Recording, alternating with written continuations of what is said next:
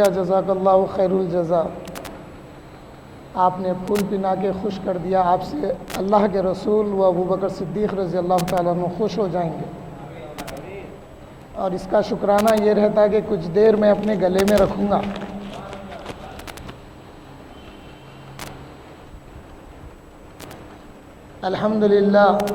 الحمدللہ رب العالمین، والصلاة والسلام على سید الاولین والآخرین، نبی الانبیاء والمرسلین، وعلى آلہ واصحابہ ومن تبعہ بإحسان إلی یوم الدین، اما بعد۔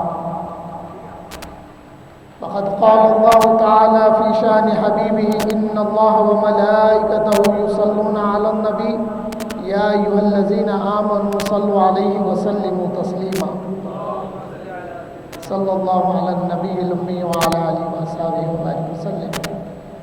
وقال اللہ تعالی فی مقام آخر لا تجد قوما یؤمنون باللہ والیوم الآخر یوادون من حاد اللہ ورسولہ ولو كانوا آباءهم أو أبناءهم أو إخوانهم أو عشيرتهم أولئك كتب في قلوبهم الإيمان وأيدهم بروح منه رضي الله عنهم ورضوا عنه أولئك حزب الله ألا إن حزب الله هم المفلحون، صدق الله العظيم۔ الحدیث عن رسول اللہ صلی اللہ علیہ وسلم عن انس بن مالک قال رسول اللہ صلی اللہ علیہ وسلم حب ابی بکر واجب وشکرہ علی کل امتی او کما قال علیہ الصلوۃ والسلام۔ وعن علی کرم اللہ وجہہ خیر الناس بعد رسول اللہ صلی اللہ علیہ وسلم ابو بکر و عمر لا يجتمع حبی و بغض ابی بکر و عمر فی قلب مومن او کما قال رضی اللہ عنہ۔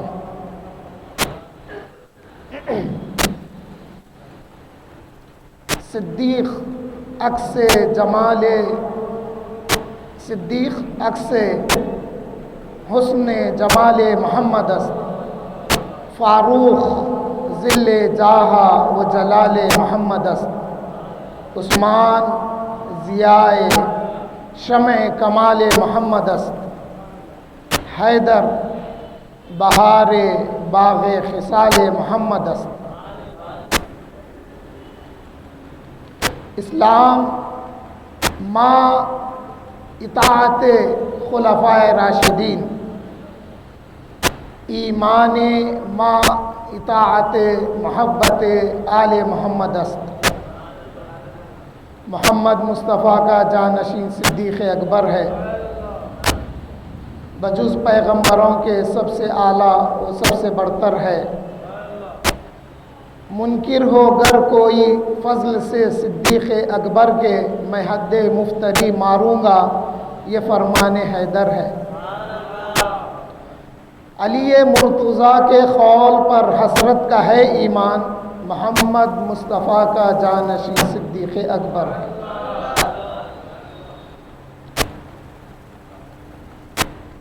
حاضرین و سامعین، آپ ہم بڑے خوش نصیب ہیں کہ ہم جلسہ افضلیت حضرت سیدنا ابوبکر صدیق رضی اللہ تعالیٰ عنہ میں بیٹھے ہوئے ہیں۔ ہماری جماعت مرکزی اہل سنت والجماعت، جس کا مرکز جامع مسجد افضل گنج ہے، جس کی صدارت آفتاب خطابت حضرت مولانا سید شجاعت علی سراج قادری دامت برکاتہم العالیہ فرماتے ہیں۔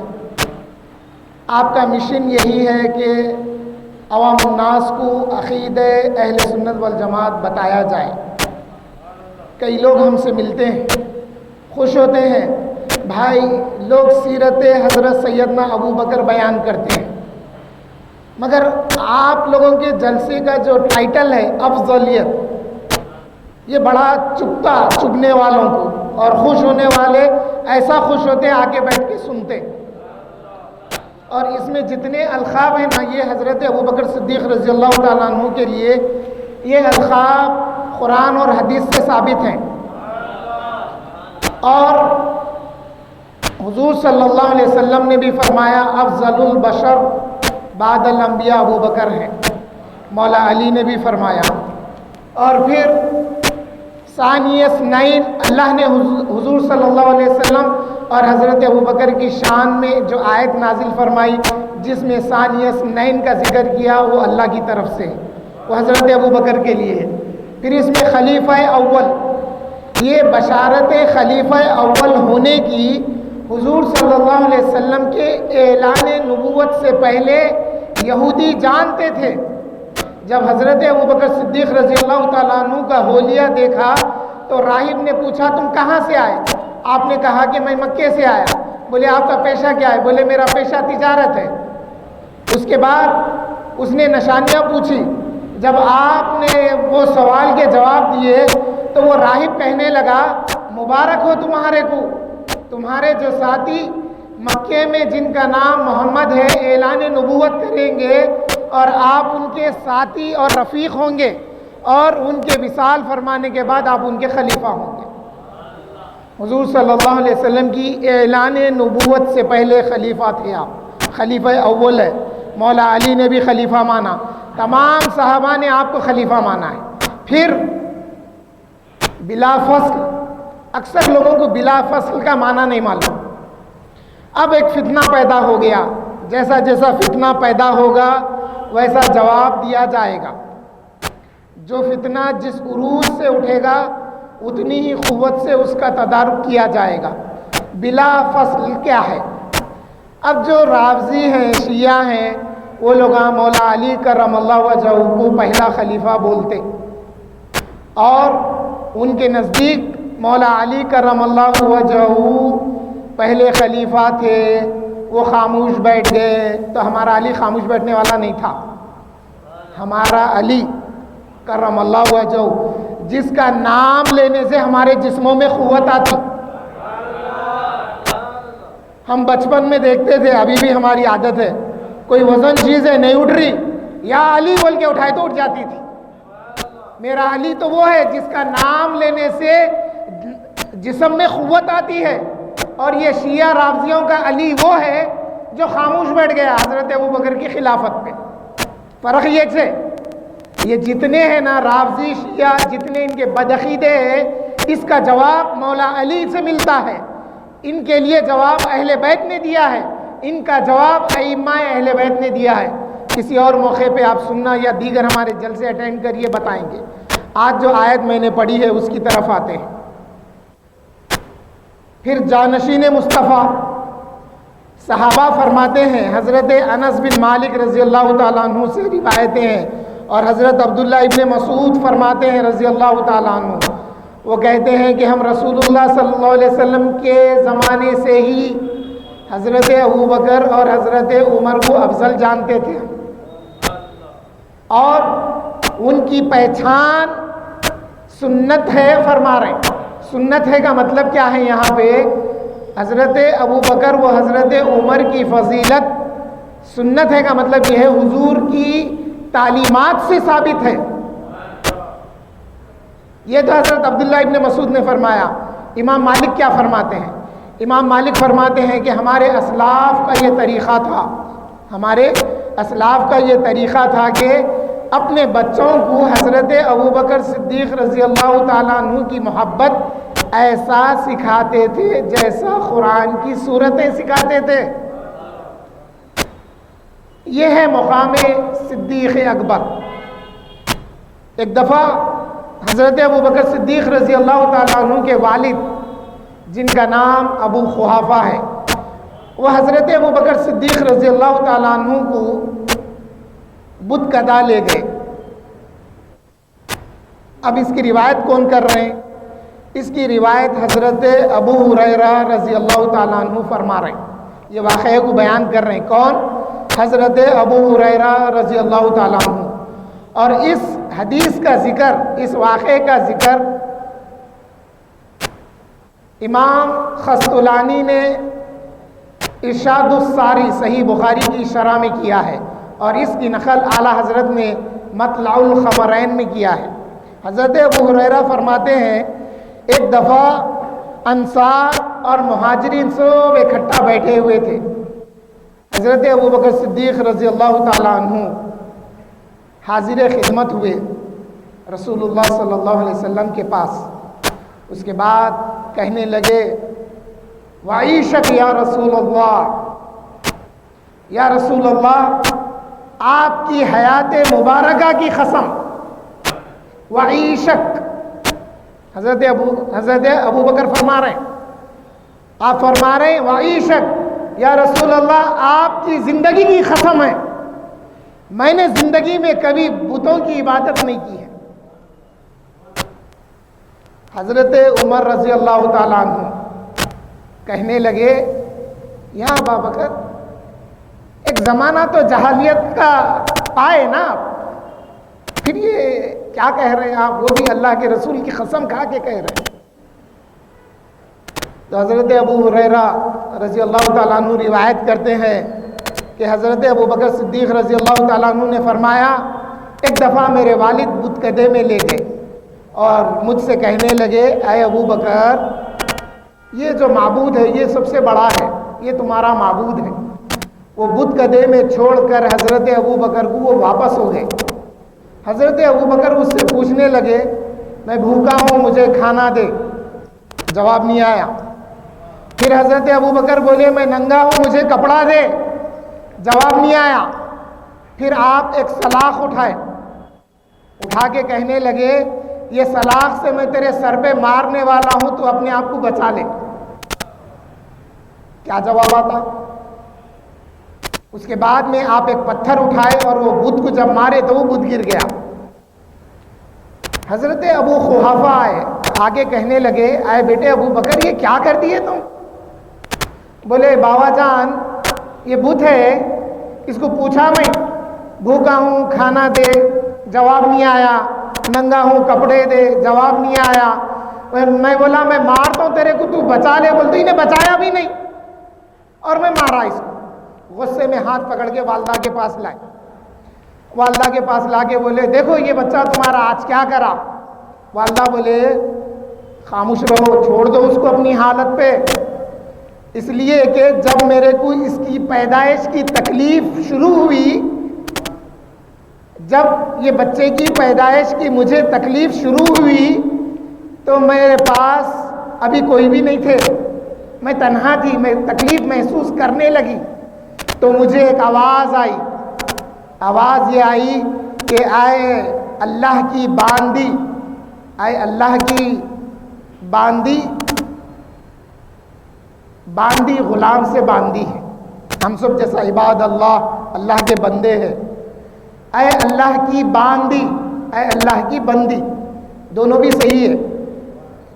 تو ندا آئی اے اللہ کی باندی مبارک ہو تجھ کو آزاد بیٹے کی، مبارک ہو تجھ کو آزاد بیٹے کی اور خوشخبری ہے تیرے لیے۔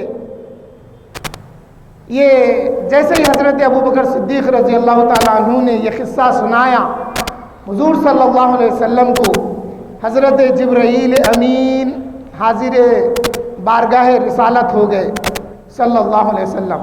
حضور کی بارگاہ میں حضرت جبرائیل امین آ کر حضور سے کہنے لگے یا رسول اللہ صلی اللہ علیہ وسلم ابو بکر نے سچ کہا ہے وہ صدیق ہیں، ابو بکر نے سچ کہا ہے وہ صدیق ہے، ابو بکر نے سچ کہا ہے وہ صدیق ہے۔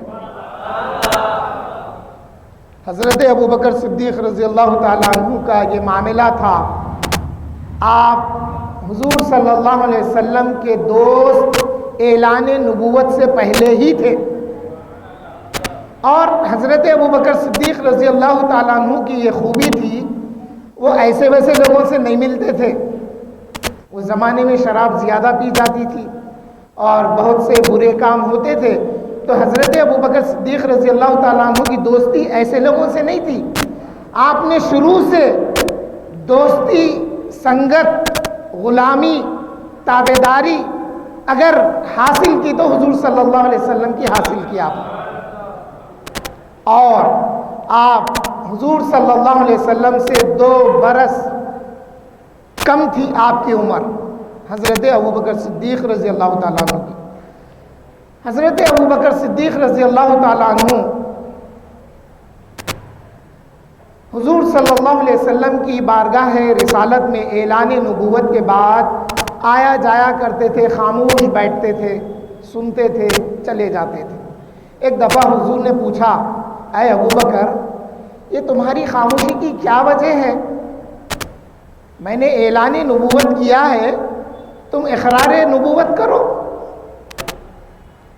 حضرت ابوبکر صدیق رضی اللہ تعالیٰ عنہ عرض گزار ہوئے، یا محمد صلی اللہ علیہ وسلم، آپ اللہ کے نبی ہیں، اللہ معبود ایک ہے اور آپ اللہ کے نبی ہیں، اس بات کی گواہی کیا ہے؟ حضور صلی اللہ علیہ وسلم نے فرمایا، اے ابوبکر، وہ جو بات راہب نے تمہیں بتائی تھی، تم نے جو خواب دیکھا تھا جب تم سفر تجارت کے لیے شام گئے ہوئے تھے، تم نے جب خواب اس راہب کو سنایا تو وہ راہب نے جو بات بتائی تھی، کیا یہ کافی نہیں ہے تمہارے لیے؟ حضرت ابوبکر صدیق رضی اللہ تعالیٰ عنہ نے خواب دیکھ کر اس سے پوچھے تو وہ راہب پوچھنے لگا، تم کہاں سے آئے؟ بولے میں مکے سے آیا۔ بولے پیشہ کیا ہے؟ تجارت ہے۔ سوال جواب ہوئے۔ بعد میں بولے جب تم مکہ لوٹیں گے تو وہاں پر اللہ کے آخری نبی جن کا نام محمد ہوگا وہ اعلان نبوت کریں گے اور تم ان کی اعلان نبوت کو قبول کریں گے، تم ان کے ساتھی ہوگے اور ان کے وصال کے بعد تم ان کے پہلے خلیفہ ہوں گے۔ اب دیکھیے، حضرت ابوبکر صدیق رضی اللہ تعالیٰ عنہ یہ معلوم ہونے کے بعد بھی خاموش ہیں۔ کیوں؟ اس میں ان کے لیے بھی جو خوشخبری ہے وہ بات ہے، تو وہ بات کو آپ چھپائے رکھے۔ جب اللہ کے رسول نے وہ بات بتائی تو وہ بات مصدقہ ہو گئی۔ اہل کتاب کے نزدیک یہ بات معلوم تھی کہ آخری نبی کے ساتھی ابو بکر ہوں گے اور وہ ساتھی آخری نبی کے دنیا سے پردہ فرمانے کے بعد ان کے خلیفہ ہوں گے۔ اہل کتاب بھی جانتے تھے یہ بات۔ حاضرین محترم، جہاں پر حضرت ابو قحافہ کی بات آئی، آئیے تھوڑا سا حضرت ابو قحافہ کے بعد میں بتا کے میں پھر آ جاتا ہوں موضوع پر۔ حضرت ابو قحافہ حضرت سیدنا ابو بکر صدیق رضی اللہ تعالیٰ عنہ کے والد گرامی ہیں۔ آپ فتح مکہ کے دن ایمان لائے۔ آپ کو حضرت ابوبکر صدیق رضی اللہ تعالیٰ عنہ سے بڑی محبت تھی۔ حضرت ابوبکر صدیق رضی اللہ تعالیٰ عنہ حضور صلی اللہ علیہ وسلم کی غلامی میں آنے کے بعد، یعنی کلمہ شہادتیں پڑھنے کے بعد، آپ جو غلام ایمان لاتے اور ایمان لانے کی وجہ سے ان غلاموں کو جو آخر اذیت دیتے، ان کو آپ اپنے صرف خاص یعنی اپنے پیسے سے ان کو خرید کے آزاد کرتے تھے۔ ان کے والد کہنے لگے، اے بیٹے ابوبکر، آپ یہ جو کمزور غلاموں کو خرید کے جو آپ رکھ رہے ہیں، آزاد کر رہے ہیں دین کے لیے، بجائے اس کے تم تندرست غلاموں کو اگر خریدتے تو وہ تمہارے مشکل وقت میں کام آتے۔ حضرت ابوبکر اپنے والد سے فرمانے لگے، اے بابا جان، اس کی ضرورت نہیں ہے میرے کو، میں چاہتا ہوں کہ رسول اللہ کی غلامی میں دے دوں۔ حضرت عائشہ صدیقہ رضی اللہ تعالیٰ عنہ فرماتی ہیں، جب حضرت ابوبکر صدیق رضی اللہ تعالیٰ عنہ ایمان قبول کیے، اس وقت آپ کے پاس 40,000 سے زیادہ دینار و درہم تھے، لیکن جس رات آپ ہجرت کے لیے نکلے تو اس وقت 3,000 درہم یا دینار آپ کے ساتھ تھے اور آپ سارے کا سارا مال لے کر حضور کے ساتھ چلے گئے۔ بچوں کے لیے کچھ نہیں چھوڑا، اللہ کے رسول کے ساتھ جو پونجی گھر میں جمع تھی وہ لے کے چلے گئے۔ آپ کے والد حضرت ابوبکر صدیق کے والد ڈھنڈلاتے ہوئے آئے۔ جب معلوم ہوا کہ حضور کے ساتھ حضرت ابوبکر ہجرت کر کے مکے سے مدینے کی طرف چلے گئے، آپ کے والد ابو قحافہ ڈھنڈلاتے ہوئے آئے، آ کے پوچھنے لگے، اے پوتریوں، اے صاحبزادیوں، میں نے سنا ہے ابو بکر ہجرت کر کے مدینے کی طرف چلے گئے ہیں، کیا تم لوگوں کے لیے کچھ مال و زر چھوڑا ہے؟ دو صاحبزادیوں میں بڑی صاحبزادی حضرت اسماء بنت ابی بکر اور حضرت عائشہ صدیقہ رضی اللہ تعالی عنہا حضرت اسماء سے چھوٹی تھی، اور آپ نے کہا جب میں نے آنکھ کھولی، یعنی جب مجھے بچپن میں شعور آیا، جب مجھے پہچان ہوئی ماں باپ کی، جب میں لوگوں کو پہچاننے لگی، جب میں باتوں کو سمجھنے لگی، تو میں نے یہ دیکھا کہ میرے والدین ایمان لا چکے تھے۔ حاضرین محترم، حضرت اسماء فرماتی ہیں میں جلدی جلدی اس گھڑے کی طرف گئی، مٹی کے پیرپے کی طرف۔ پہلے زمانے میں لوگ مٹی کے بڑے برتن ہوتے تھے، جیسا آج ہم پانی کے رنجن وغیرہ دیکھتے ہیں نا، اس قسم کے بڑے مٹی کے برتن ہوتے تھے، اس میں اناج رکھتے تھے، اس میں پیسہ رکھتے تھے۔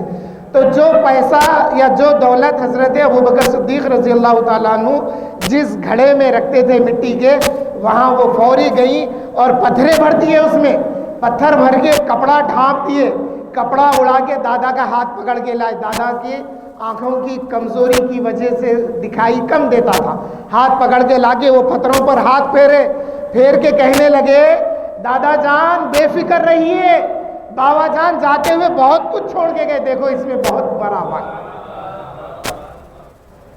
یہ اولاد، یہ طبیعت اولاد میں کب آتی؟ آپ تاریخ اسلام پڑھیے، جب رسول اللہ صلی اللہ علیہ وسلم سے ہم کو محبت ہوگی، جب ہم رسول کی ذات پر خرچ کرنا شروع کریں گے اور ہم رسول کی ذات پر خرچ کرنے لگیں گے، تو وہ صفت اولاد میں یوں آتی ہے۔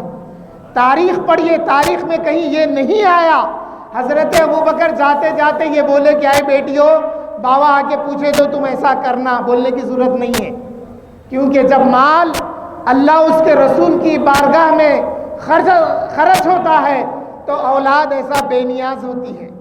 ورنہ دولت چھوڑ کے گئے، گھر چھوڑ کے گئے، 1 کروڑ کی زمین چھوڑ کے گئے، اولاد پھر بھی شکایت کر رہی کیا چھوڑے بابا، ہمارے دوست کے بابا دیکھو جاتے جاتے اتنا چھوڑ کے گئے۔ ارے یہ سب سے بڑی نعمت ہے کہ تم کو مسلمان چھوڑ کے گئے بابا۔ لوگ شکایت کرنے لگے، ایک صاحب میرے سے شکایت کرنے لگے بچہ بہت بدتمیزی کر رہا۔ میں بولا کیا کر رہا؟ بول رہا تم اپنی خواہش کے لیے پیدا کرے۔ میں بولا آپ کیا جواب دیے؟ میں بولا کیا جواب دیوں؟ میں بولا ارے اچھا جواب تھا دینا تھا، ارے میاں تیرے کو پال پوس کے اتنا بڑا کرا، میں نہیں کھایا تیرے کو کھلایا، میں نہیں پہنا تیرے کو پہنایا، اگر ایسی خواہش رہتی تو پیدا ہونے کے بعد کنڈی پہ پھینک کے آتا تھا۔ ایک دم شوق ہوا، ارے کیا جواب؟ میں بولا ایسی سے رہتا، سخت جواب۔ اگر ہم خدا و رسول کی اطاعت اور فرما برداری کریں گے، اولاد ہماری مطیع اور فرما بردار ہوگی، یہ صحابہ کی سیرت سے ثابت ہے۔ حضرت ابو قحافہ ابھی ایمان نہیں لائے ہیں، حضور صلی اللہ علیہ وسلم مدینہ شریف تشریف لے جانے کے بعد فتح مکہ کے لیے جب آگئے، حضور مقام ذی طویٰ کے پاس پڑاؤ ڈال دیا حضور صلی اللہ علیہ وسلم۔ حضرت ابو قحافہ اپنی پوتری حضرت اسماء یا کسی اور کو لے کے جبل ابی قبیس پر چڑھ گئے، چڑھ کے پوچھنے لگے اے بیٹی بتا کیا نظر آ رہا؟ ان کو ذرا دھندلا نظر آتا تھا، اور وہ پوتری کہتے ہیں کڑاکے کی دھوپ تھی، اور میں جب دیکھی تو میں دیکھی کہ کچھ لوگ جمع ہیں اور ان کے آگے پیچھے، آگے سامنے پیچھے ایک شخص ہیں جو آگے پیچھے ہو رہے ہیں۔ میں اپنے دادا کو بتائی، دادا بولے اور کیا دکھ رہا؟ بولے ایسا ایسا، بولے وہ فوج ہے اور وہ فوج کے آگے پیچھے جو آ رہے ہیں جا رہے ہیں وہ سپہ سالار ہیں۔ اب پھر پوچھے بیٹی اب کیا ہوا بولو؟ بیٹی کہنے لگی کہ وہ لوگ ہماری طرف آ رہے ہیں، وہ لوگ بکھر گئے ہیں، وہ کہنے لگے کہ یہ ضرور مکے میں داخل ہوں گے۔ پوتری کا ہاتھ پکڑ کر جبل ابی قبیس پہ سے اتر رہے ہیں، کسی نے وہ بچی کے گلے میں سے ہار کھینچ لیا۔ جب گھر پہنچے حضور صلی اللہ علیہ وسلم جب تک مکہ مکرمہ میں داخل ہو گئے تھے، کچھ دیر کے بعد حضرت ابوبکر صدیق رضی اللہ تعالیٰ عنہ، ابو بکر صدیق کہہ رہا ہوں، بعض لوگ جلدی میں ابو بکر بولتے، نام ابو بکر نہیں ہے، نام ابو بکر صدیق ہے۔ حضرت ابو بکر صدیق رضی اللہ تعالیٰ عنہ اپنے والد کے پاس اپنے گھر میں آئے، آگے کہنے لگے باوا جان چلیے، اب اللہ کے رسول آ چکے ہیں، آئیے ایمان لے آئیے۔ آپ ہاتھ پکڑ کے لا رہے ہیں۔ اللہ کے رسول فرمائے اے ابو بکر اپنے والد کو گھر میں ہی چھوڑتے، میں آ جاتا ان کے لیے۔ حضرت ابو بکر عرض گزار ہوئے یا رسول اللہ صلی اللہ علیہ وسلم میرے والد حقدار ہیں کہ وہ چل کر آپ کے پاس آئیں۔ یہ مقام ہے حضرت ابو قحافہ کا۔ اب آئیے پھر صاحبزادے کی محبت اللہ کے رسول سے کیسی ہے۔ حضرت ابو بکر صدیق رضی اللہ تعالیٰ عنہ جب مکے میں تھے، کسی بات پر حضرت ابو قحافہ نے حضور صلی اللہ علیہ وسلم کی شان میں بے ادبی کی۔ ابھی ایمان نہیں لائے تھے، ایمان نہیں لائے۔ کسی بات پر حضرت ابو بکر کے والد حضرت ابو قحافہ نے حضور کی شان میں بے ادبی کے الفاظ کہے۔ حضرت ابو بکر صدیق رضی اللہ تعالیٰ عنہ اپنے والد کو ایک تماچا مار دیے۔ جب بارگاہ رسالت میں آئے تو حضور پوچھے یا ابا بکر ما فعلت بی کا، اے ابو بکر آپ اپنے والد کے ساتھ یہ کیا کرے، تماچا مارے ان کو۔ عرض گزار ہوئے یا رسول اللہ صلی اللہ علیہ وسلم میرے والد ہوئے تو کیا ہوا، یا رسول اللہ انہوں نے آپ کی شان میں بے ادبی کی تھی۔ اللہ کے رسول فرمائے لا تعود، اے ابو بکر ایسا دوبارہ نہیں کرنا۔ حضرت ابو بکر صدیق رضی اللہ تعالیٰ عنہ عرض گزار ہوئے اے اللہ کے رسول قسم ہے اس ذات کی جس کے قبض قدرت میں میری جان ہے، یا رسول اللہ والذی نفسی بیدی، جس کے قبض قدرت میں میری جان ہے، اگر میرے نزدیک تلوار ہوتی تو میں تلوار سے اپنے باپ کی گردن اس لیے مارتا، میں یہ نہیں دیکھتا کہ وہ میرے باپ ہے، میں دیکھتا کہ یہ آپ کے گستاخ ہیں۔ جب یہ بات ہوئی جبرائیل امین اللہ کی بارگاہ سے آیتیں لے کے نازل ہو گئے۔ جب حضرت ابو بکر صدیق اپنے بچپن کا واقعہ سنائے، اس وقت اللہ نے فرمایا اے جبرائیل جا کے میرے پیارے کو سنا دو، میرے پیارے کے جانثاروں کو یہ معلوم ہو جائے کہ یہ صدیق ہے، یہ جو کہتا ہے سچ کہتا ہے، اس نے جو بات بتائی وہ سچی ہے۔ اب جب اپنے والد کو تماچا مار دیے، اللہ کے رسول کے پاس اللہ کے رسول نے پوچھا اے ابو بکر یہ تم نے کیا کیا اپنے والد کے ساتھ، اب بتائیے یہ بات کس نے پہنچائی۔ ایک روایت میں ہے حضور صلی اللہ علیہ وسلم نے پوچھا، ایک روایت میں ہے کہ حضرت ابو بکر نے عرض کیا میں دونوں کو مانتا ہوں، دونوں کو کیسا مانوں، جب اللہ کے رسول نے پوچھا تو انہوں نے عرض کیا، بات صاف ہے۔ اب سوال یہ ہے اللہ کے رسول کو کیسے معلوم ہو گیا، تو ویسے ہی معلوم ہوا۔ ایک اور واقعہ ہے، اس میں اللہ کے رسول کے ساتھ محبت کا اظہار جب تعلق ہو جاتا ہے تو اظہار محبت بھی ہوتی ہے، اس کا علم اللہ کے رسول کو ہوتا ہے۔ آج اگر ہم یہاں بیٹھ کر حضرت ابو بکر صدیق رضی اللہ تعالیٰ عنہ کی افضلیت کا جلسہ منا رہے ہیں، جو کچھ کہہ رہے ہیں، جو کچھ سن رہے ہیں، پھولوں سے گل پوشی کی جا رہی ہے حضرت ابو بکر صدیق رضی اللہ تعالیٰ عنہ کی افضلیت کو بیان کرنے والوں کی، اللہ کے رسول اللہ اس بات پر شاہد ہے، اللہ کے رسول گواہ ہیں کہ کون کیا کر رہا ہے، اور جو سبحان اللہ کہہ رہے ہیں، جو دل سے سبحان اللہ کہہ رہے ہیں، جو زبان سے سبحان اللہ کہہ رہے ہیں، جن کے دلوں میں محبت اجاگر ہو کر آنکھ سے آنسو ٹپک رہے ہیں، اللہ کے رسول اس سے بھی واقف ہے۔ حاضرین محترم، جب جبرائیل امین حاضر ہوئے تو کون سی آیتیں لائے؟ وہ آیتیں کیا تھی ابھی جو میں نے خطبے میں پڑھی؟ اللہ کے رسول سے جبرائیل امین عرض گزار ہوئے، اللہ کا پیغام پہنچایا، یا رسول اللہ صلی اللہ علیہ وسلم اللہ جل شانہ فرماتے ہیں لا تجدوا قوما یؤمنون باللہ والیوم الآخر، اے پیارے آپ کے ارد گرد یہ جو جانثار بیٹھے ہوئے ہیں وہ ایسے نہیں ہیں، لا تجدوا قوما، آپ یہ لوگوں کو ایسا نہیں پائیں گے۔ کیسے نہیں پائیں گے؟ ان کی صفات کیا ہوگی؟ وہ کیسے ہوں گے؟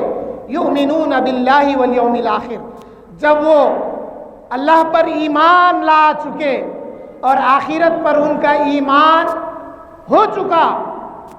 یوادون من حاد اللہ ورسولہ، جو اللہ اس کے رسول کی مخالفت کرتے ہیں ان سے یہ لوگ محبت اور دوستی نہیں رکھتے۔ سمجھ میں آ گیا؟ لا تجد قوما، یہ جو جانثار بیٹھے ہوئے ہیں، یا رسول اللہ آپ کے مخالفین سے یہ محبت اور دوستی نہیں رکھتے، تو یا اللہ کن سے نہیں رکھتے؟ وَلَوْ كَانُوا آبَاءَهُمْ، اگر وہ ان کے باپ ہی کیوں نہ ہو، وَلَوْ كَانُوا أَبْنَاءَهُمْ، چاہے ان کے بیٹے ہی کیوں نہ ہو، وَلَوْ كَانُوا إِخْوَانَهُمْ، چاہے وہ ان کے بھائی کیوں نہ ہو، وَلَوْ كَانُوا عَشِيرَتَهُمْ، چاہے یہ ان کے رشتہ دار ہی کیوں نہ ہو۔ جب اللہ کے رسول سے محبت دلوں میں پیدا ہو جاتی ہے، اب اللہ اس کے رسول کا مخالف باپ ہو، بیٹا ہو، بھائی ہو، رشتہ دار ہو، ان کی دوستی اب اللہ کے رسول کے دوستی کے ساتھ نہیں ملے گی۔ کیوں کہ وہ مخالف ہے اللہ کے رسول کا، اس لیے یہ جو ایمان لائے ہیں اب یہ ان کے ساتھ نہیں ہوتے۔ پھر اللہ کیا فرما رہے ہیں؟ اولئک کتب فی قلوبہم الایمان، جب ان کا رابطہ، جب ان کا تعلق اللہ کے رسول سے جڑ جاتا ہے، اولئک کتب فی قلوبہم الایمان، اللہ نے ایسوں کے دلوں میں ایمان بھر دیا ہے۔ وَأَيَّدَهُمْ بِرُوحٍ مِّنْهُ، اور اللہ جل شانہ ان کی مدد کرتا ہے روح سے۔ اب یہ روح امین بھی ہے اور اللہ کی نصرت بھی ہے۔ پھر اللہ جل شانہ کیا فرماتے ہیں؟ وَيُدْخِلُهُمْ جَنَّاتٍ تَجْرِي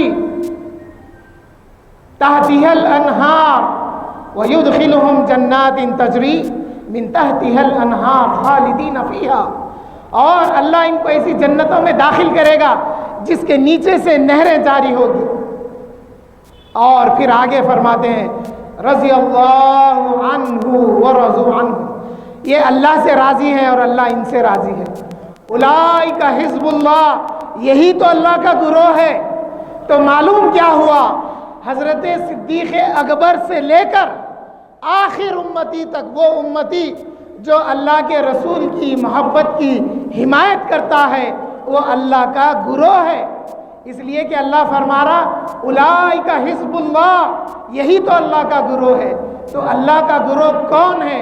حضرت ابوبکر صدیق ہے اس آیت کے مطابق، حضرت عمر رضی اللہ تعالیٰ عنہ ہے جنہوں نے اپنے ماموں کو قتل کر دیا کیونکہ وہ اللہ کے رسول کے مخالف تھے۔ مولا علی ہیں، مولا علی نے بھی اپنے 2 رشتہ داروں کو قتل کر دیا کیونکہ وہ اللہ کے رسول کے مخالف تھے۔ حاضرین محترم، اس کے بعد اللہ فرما رہے ہیں اولئک حزب اللہ، اور یہ اللہ کا گروہ ہے۔ الا، آگاہ ہو جاؤ، ان حزب اللہ هم المفلحون، آگاہ ہو جاؤ کہ یہی گروہ فلاح پانے والا ہے۔ حاضرین محترم، ایک واقعہ سنا کے اپنی بات کو پوری کر دیتا ہوں۔ حضرت عبداللہ ابن جہش، آپ نے سیرت صحابہ کی بہت سنی ہوگی، بڑے متقی تھے، پرہیزگار تھے، خرچ کرتے تھے وغیرہ وغیرہ، مگر یہ ایک پہلو جو پہلو میں بتانے والا ہوں، یہ پہلو حضور سے محبت کا تعلق کہاں تک تھا صحابہ سے، صحابہ کو جو تعلق حضور سے جم گیا تھا وہ تعلق کیسا تھا دیکھیے۔ حضرت عبداللہ ابن جہش رضی اللہ تعالیٰ عنہ، ان کی مزار کہاں ہے آپ جانتے ہیں؟ احد میں ہے۔ حضور کے چچا حضرت حمزہ ابن عبد المطلب رضی اللہ تعالیٰ عنہ کے ساتھ آپ احد میں ہیں۔ حضرت عبداللہ ابن جہش حضرت خالد بن ولید سے کہنے لگے کہ دیکھو غزوہ احد ہونے والا ہے، شروع ہونے والا ہے، آپ پیر کے دن میرے گھر تشریف لائیے، آپ اور میں دونوں مل کر اللہ کی بارگاہ میں ایک منت مانتے ہیں، ایک نظر مانیں گے۔ حضرت خالد بن ولید آگے، اب کہے کہ آئیے آپ بھی دعا کریے، جنگ احد میں مقابلہ کرنے کے لیے دعا میں بھی کرتا ہوں۔ حضرت خالد بن ولید دعا کرنے لگے، اے اللہ جب وہ معرکہ گرم ہو تو تو ایک سخت کافر مشرک سے میرا مقابلہ کرا تاکہ میں اس سے ڈٹ کے لڑوں اور اس کو ماروں، اس کے ساتھ ایسا ایسا کروں۔ حضرت خالد بن ولید دعا کر رہے ہیں، حضرت عبداللہ بن جہش کیا دعا کر رہے ہیں، اے اللہ جب غزوہ احد کا معرکہ سرگرم ہو جائے تو جو سب سے سخت ہوگا اے اللہ اس کو میرے مد مقابل کر دینا، تاکہ وہ مجھے مارے میں مار کھاتا جاؤں، وہ مجھے اتنا مارے کہ میں مر جاؤں، اور جب میں مر جاؤں تو یا اللہ وہ میرے کان کاٹ لے، اے اللہ وہ میری ناک کاٹ لے، پھر جب روز قیامت میں تیرے پاس حاضر ہو جاؤں اور تو جب پوچھے اے عبداللہ بن جہش تو نے یہ دعا کیوں مانگی تھی کہ دشمن تجھ پر غالب آئے، تیرے کو شہید کر دے، تیرا مسلح کر دے، تیری ناک کاٹ لے، تیرے کان کاٹ لے، تو نے یہ دعا کیوں مانگی؟ اے اللہ تو میں پھر عرض کروں اے اللہ یہ سب میں نے اس لیے کیا کہ تو راضی ہو جائے اور تیرا حبیب راضی ہو جائے۔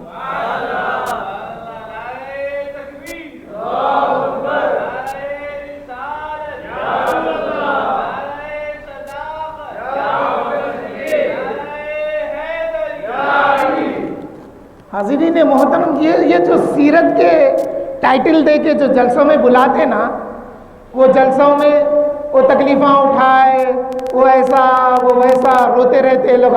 ہم صحابہ کی سیرت پڑھ کے اپنے ایمان کو اور بلند کرتے ہیں اور پکا کرتے ہیں۔ ارے یہ سیرت بھی تو دیکھو نا، جو تعلق صحابہ کا حضور سے تھا وہ تعلق کو بیان کرو۔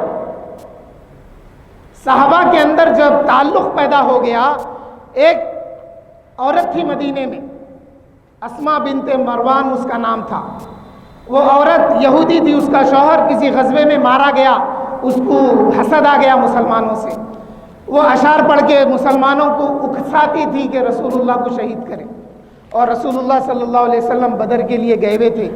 ایک نابینا صحابی تھے اپنے قبیلے کے، وہ امام تھے، حافظ قرآن تھے، وہ جب سنے تو اللہ سے منت مانے، اے اللہ، اللہ کے رسول جب سلامتی کے ساتھ مدینہ شریف بہت سے واپس آ جائیں، اے اللہ یہ جو عورت کہہ رہی ہے میں اس کا قتل کروں گا، اس کو میں ماروں گا، نابینا ہے۔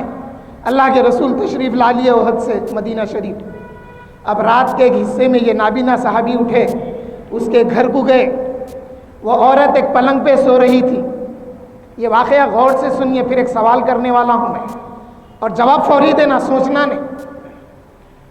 یہ صحابی رات کا اندھیرا تھا، اس عورت کے گھر پہ گئے، سنبھل کے بول رہا ہوں، وہ گھر پہ گئے، وہ عورت جس پلنگ پہ سوتی تھی اس پلنگ کے پاس گئے اور اس عورت کو مارے، واپس مسجد نبوی میں نماز فجر میں موجود ہے۔